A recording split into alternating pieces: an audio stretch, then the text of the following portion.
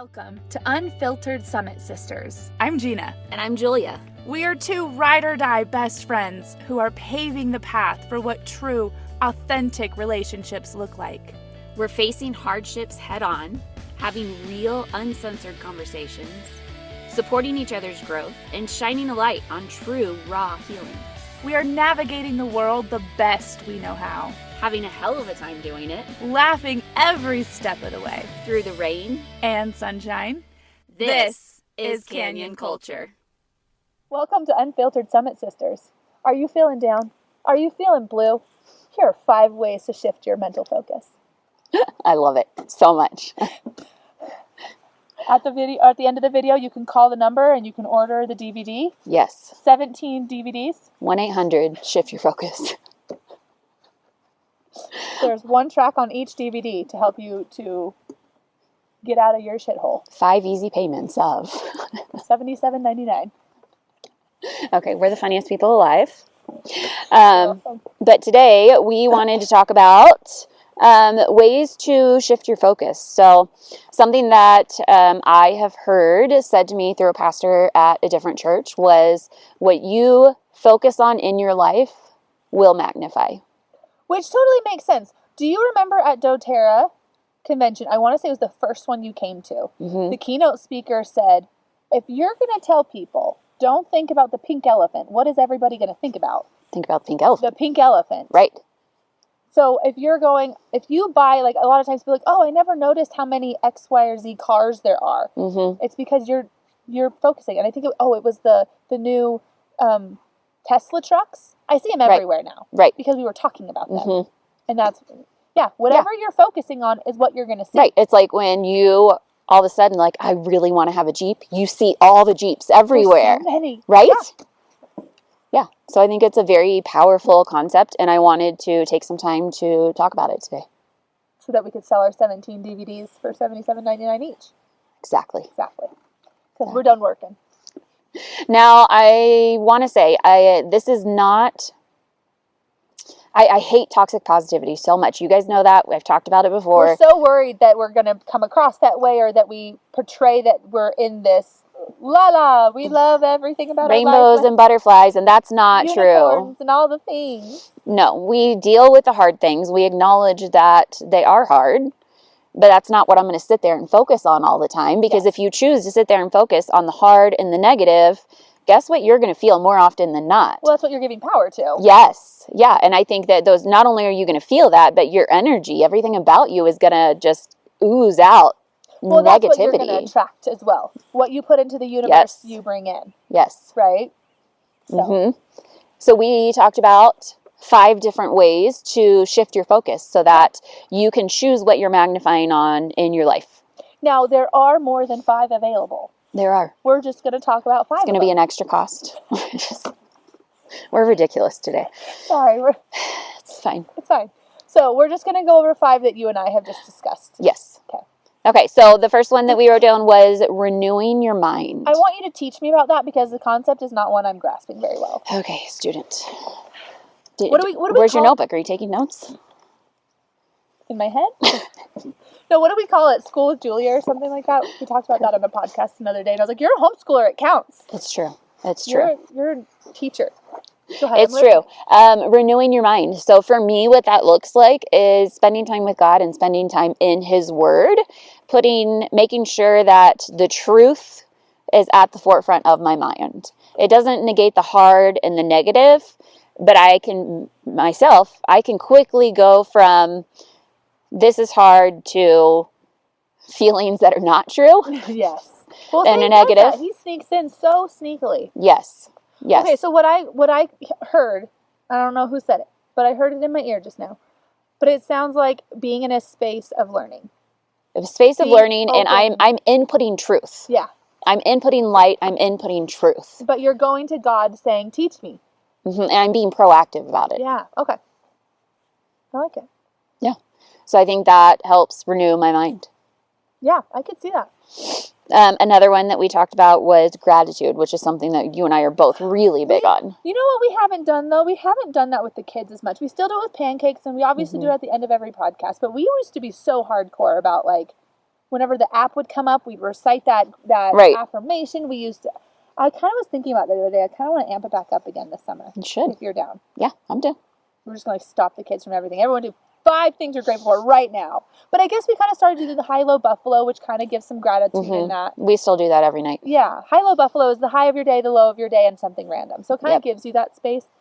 Maybe what it is it's so embedded in us that we're not doing anything like intentional, that we live gratitude. Because I do feel that. I do feel so easily when the kids are getting rough, or even when I'm having a hard time, I quickly go, but being a single mom is so hard, but look at this beautiful life God gave me. Like, Right. that is such a natural thing because we've done it for so long. So maybe that's why I'm feeling we're not really doing it, because it's become it's a part of us at this point. And I think it's really important because gratitude will change the position of your heart and it will soften your heart.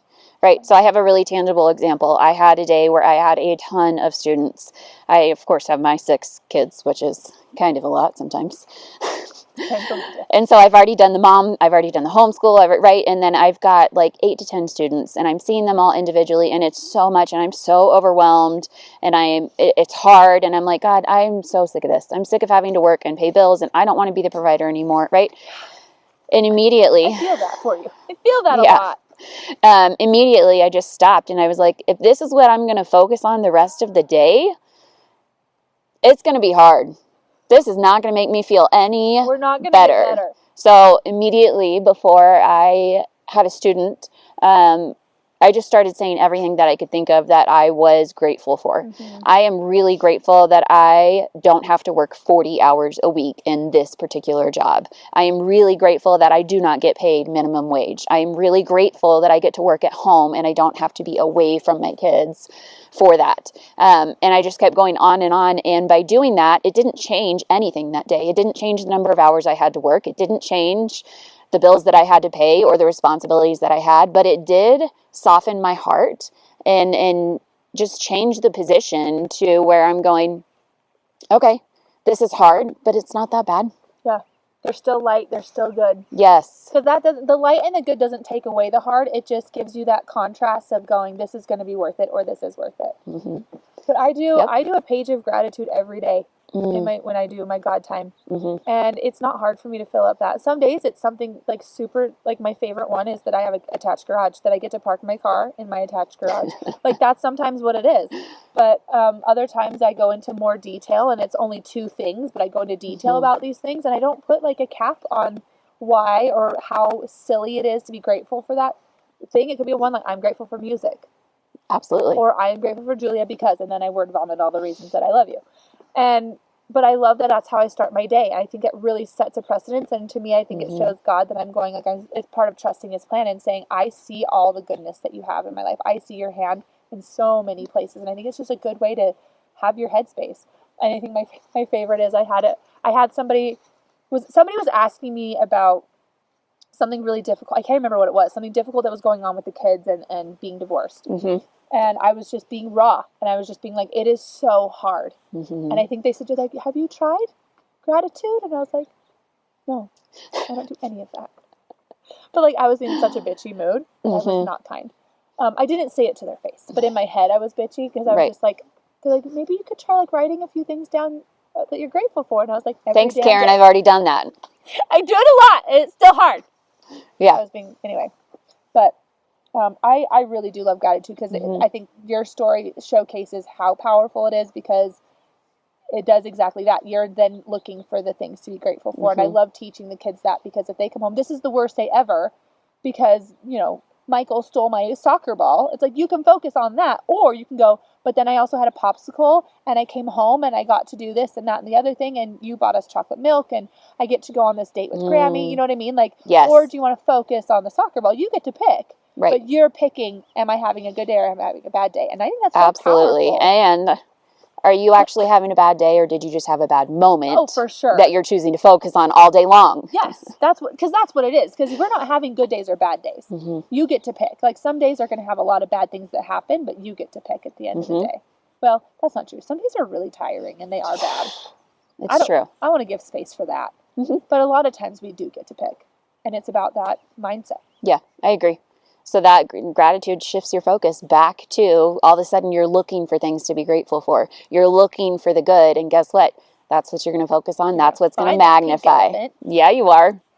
Wouldn't it be weird? Like if elephants were actually pink, like I'm thinking bright pink. That'd be so cool. That'd be so But like, cool. would we not notice the difference because that's just how they've always been? Anyway, right. No, but okay, so this is way off. It's fine. Like, Rabbit trail, squirrel, whatever we're doing. You know how there are some people, like if you put everybody in a room and there's a pink elephant, you know how there are some people who would just completely ignore it and not even like, I am not that. I would literally be screaming, why is nobody paying attention to the pink? I could not handle it. Immediately, you're all voted off. Your torches have been snuffed. You're off the island. You all suck. Oh my gosh, you're hilarious. Okay, back. Point number 3 in shifting your focus is grace. I love grace. It is something new to my life, and I love it. Because I'm human. Weird. And I don't make the best choices all the time. Yeah. And I'm my hardest critic. Absolutely. I think we all are. You are way too nice to me.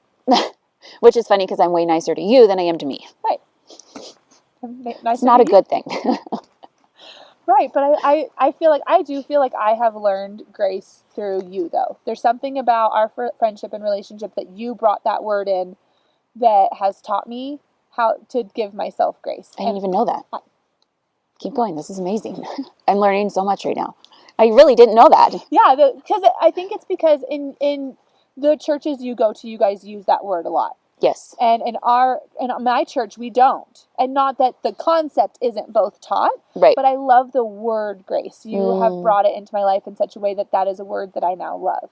And so I'm always like wanting to teach it to my kids and teach it to myself. But like it's hard for me to give myself grace. But I love the word. It gives me like, it does two things. It gives me space to mess up, but then also reminds me that Christ already paid the price for it. So by me holding on and not giving myself grace or that person grace, I'm holding back the blessings and what he already paid for. And like, how mean is that? He died on the freaking cross for us, and I'm going to be like, nope, not for that person. Right. You have to still hold on to that pain, Jesus, instead of us using it. But I love this idea of just give yourself grace. Absolutely. You're going to mess up anyway. Absolutely. And you can turn a bad moment around at any point in time. Give yourself grace and turn it around. Well, because I think what comes with grace is this idea of learning. And I think that, I love learning. And not like from like algebra, but like I love that I can look at my life and go, this was hard, but I learned this. Yes. I don't have very many regrets in my life, which is a lot to say with what my life looks like. I know. But I don't have very many regrets because I'm going, well, I learned this and I learned that and I learned that. And I'm so grateful for those lessons because I love who I am now. And I would not have been this person without those lessons. And that comes from grace. So thank you for introducing me to grace. You're so welcome. I'm like, all of a sudden, I'm like, this is what our sister tattoo is supposed to be about. Really? Not necessarily the word, not necessarily something. It's something about grace. I don't know. Write it down. I don't know. We'll start diving into that. Grace. Tattoo. Oh my gosh. Okay. Point number 4, ways to shift your focus so you are focusing on the right things in your life that are going to magnify is going to be community, the people that you surround yourself with. If you are choosing to surround yourself with people who are constantly negative, who are only telling you what you want to hear all the time, guess what that's going to produce? A really bad person, a lazy person, and someone who, I don't even know. All of those feelings, all of those negative feelings, all of the focusing on the negative. Because it's the same idea as the pink elephant. So if you're going through life, it's the opposite of gratitude. So if you're going through life with so much negativity, all you're going to see is the negative. And I hate when my kids do that, right? And I see myself do that for sure when I'm just focusing on the bad, because you can find all the bad you want. You can also find all the good that you want. Absolutely. So if you're with people who are constantly doing the good part, you find yourself, right? It's contagious. Yes. It's that same idea. What energy you put out is going to come to you. So when you surround yourself with people who, invest in their relationship with God, who invest in bettering themselves, and who love other people, you're going to catch on to those things. Absolutely. And it's so important because when you are having days, times, moments of having hard times or hard things, you're feeling down, you're feeling negative, you've surrounded yourself with people who are going to hold your arms up. You've surrounded yourself with people who are going to help you, who are going to validate what you're going through. This is hard, but they're also going to bring you back into, okay, we've sat in this long enough now. Now we need to shift our focus back to what our goal is. I love that because it's the dirty river. Yes. Go ahead and be in the dirty river, but we're going to get out. We're not going to focus on this. We're not setting up camp here. Yeah. You can be in it for a bit, but we're not camping here. But if you have people who camp there, if you have people that camp in the dirty river, they can't help you out. Exactly, because they're in it themselves. They're going to pull you in. Yeah. Well, we both have moments where we're in the dirty river, but that we don't set up camp there. Absolutely. So I love that. I love that because I look at our community and I just see that in so many places. One of my favorite things is we have a friend, Stephanie, who will often reach out and ask how to pray. How can I pray for you? Not just, hey, I prayed for you today. It's like, what prayers do you specifically need? And what I love about that is it puts me in a space of going, what do I need? Right. What would I ask God for? Like, how can I magnify my prayers with somebody else by asking? You know what I mean? Like, it just helps me dig in. And it's contagious. Because now I'm like, well, how can I pray for you? Absolutely. You know what I mean? And I love that. I love that idea of how that works. And just the same thing. Like, I mean, you do that all the time with the way that you serve. I'm like, well, how do I serve you? Right? Not because it's tit for tat, but it's just like, I love that feeling. And I love how that is for you I love watching you serve others in specific ways. My favorite is when you make me food. So I love Good to know. It makes writing down, taking notes. I already knew that. Right, it's really not confusing. But I love how you serve me when you make me food, but then it makes me super excited to make you food. Right? And anyway, I mean, I know those are super silly and simple. They're not, though. But that's the community of people that I have surrounded myself with, and it's in my gratitude journal all the time because I feel like what it creates is just really strong relationships and really strong people that you can trust and that you can count on because you know where their heart lies. And it's in the positive and not with Satan. Because those are the two options. Hell. The damnation of hell. Burn, baby, burn. Sorry. We really are ridiculous today. I just snorted. It's fine. It's fine. Okay. Moving on to point number 5. We're doing this. Moving on to point number 5. Ways to shift your focus because whatever you magnify, whatever you focus on in your life is going to magnify. The 5th point that I want to talk about is serving. Serving. When you step outside of yourself, outside of your own situations, outside of anything that you're facing, and you put yourself in a position to serve others, this again changes the position of your heart. I agree 1,000%. I just have a little problem. You're going to bitch about me, aren't you? I never bitch about you. Okay, what are you going to say? I'm going to bitch about you. Yeah, oh. What? I'm so surprised. You are great at serving others. Yes. Serving you is almost impossible. Same. Oh. Back at you.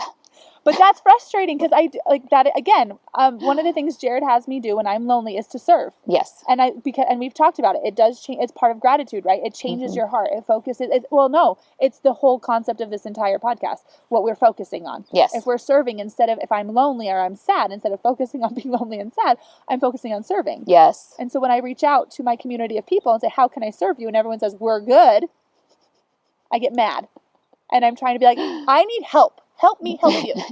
Help me help you." So I started baking cinnamon rolls. Yes. Which I can't give to you. I know.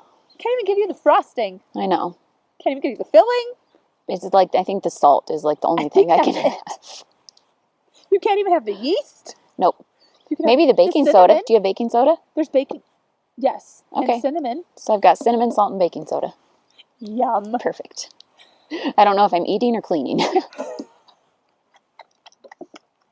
Am I making a toilet scrub, body scrub, or snack?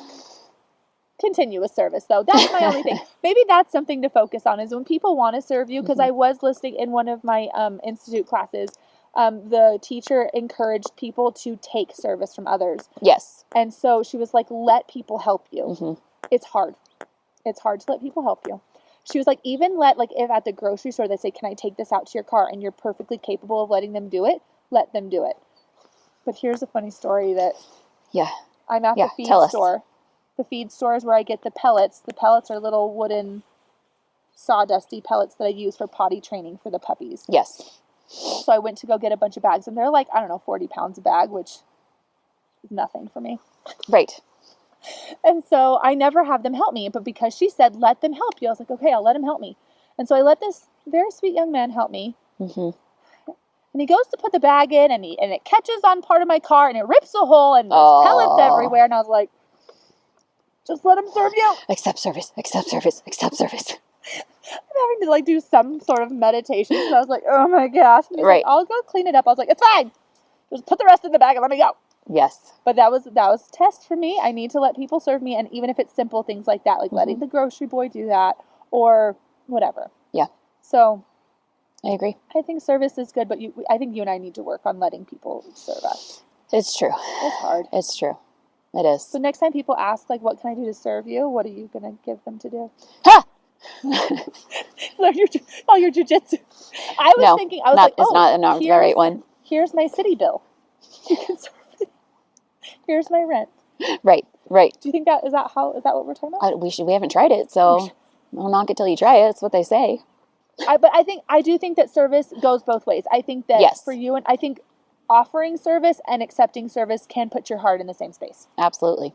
So I think it is something that everybody, even if you're a very serving person, right, let other people serve you and vice versa. And I think it puts you in that same space to keep your mindset, shift your mindset, and yes, get yourself in a good space. Right, right.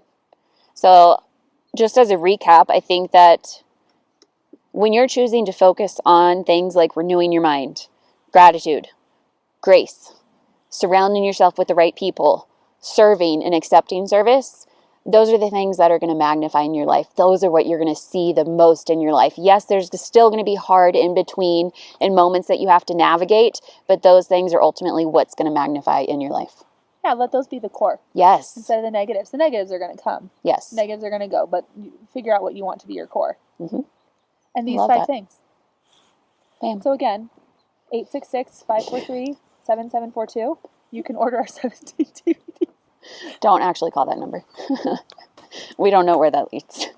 I am grateful that even though we're learning these things and we're discussing these things, that we're having fun. I don't know. I love laughing with you. It's one of my favorite things. I love laughing in general, but I love laughing with you because sometimes we was it earlier today? We both said the same exact thing at the same time. We almost peed our pants. It was so funny. Oh my gosh. So I'm grateful for laughing. And even when we have hard discussions or stuff, I just love that. I love that I focus on laughter so I can magnify it. Wow, that was good. Thank you very much. That was good. Thank you for coming to my TED Talk. Is that going to be available for purchase as well? We will do that on the next infomercial. Okay, cool. I am so grateful for our relationship. I love that we can talk about serious things and we can grow, but there's so much laughing in between and there's so much fun in between. Like, we're the coolest people on earth. The end. Yeah. See you next week. Thank you for listening to this week's episode of Unfiltered Summit Sisters. Come join us on Instagram, Facebook, and TikTok to get a sneak peek into our lives. It's beautiful, chaotic, crazy, and fun. What else would you expect raising 10 kids? All the links you need are in the show notes. See you next week.